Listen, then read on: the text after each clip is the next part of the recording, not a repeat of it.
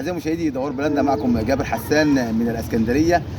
النهارده هنتكلم على حديث الساعة في أندية الإسكندرية، وهي مشكلة لاعب النادي الأولمبي والجهاز الفني، وإن في كلام بيتقال على وجود رشوة لأحد اللاعبين قبل لقاء المالية.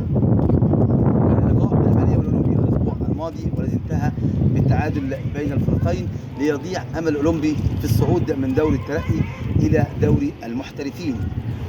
بدأ مجلس إدارة النادي الأولمبي بقيادة الكابتن ناصر الشاذلي بعمل لجنة للتحقيق مع بعض اللاعبين والجهاز الفني لمعرفة حقيقة هذا الأمر، ووجود الرشوة من عدمها بعد انتشارها بين جنبات النادي الأولمبي وبأندية الإسكندرية، الاتحاد وأصحاب الجهاد وسبورتنج وسموحة.